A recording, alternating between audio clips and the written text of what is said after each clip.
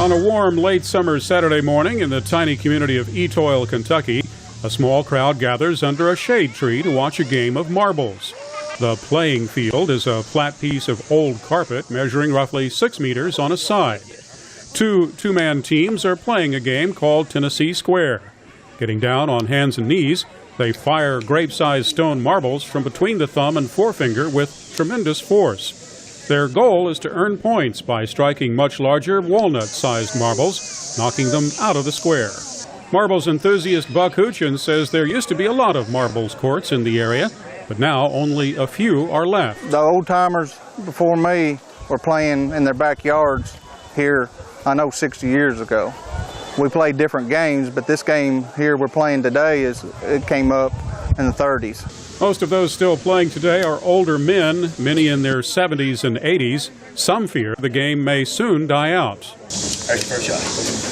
But just across the state line in Clay County, Tennessee, Brian Cherry is introducing the game to a new generation by coaching marbles teams in schools. Most time the kids really get into it at age about 10.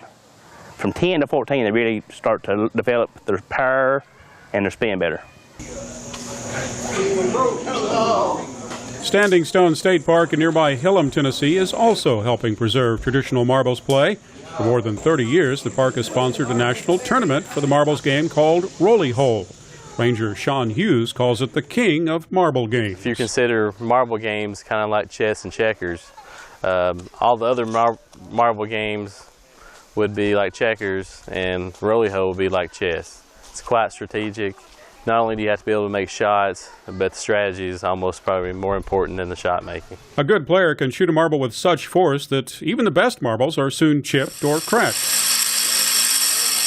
Many serious competitors make their own marbles.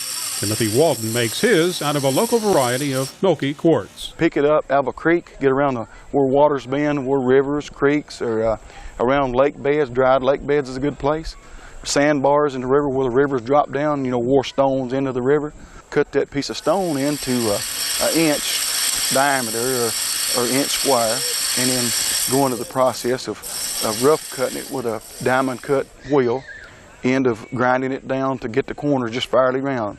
And that's just a repeat process. Both making and playing marbles are skills that take time and determination to develop. Ranger Shawn Hughes says it would be a shame to see them lost. It's it used to be a sport played on every playground, school ground, at home, and it's got lost throughout the years.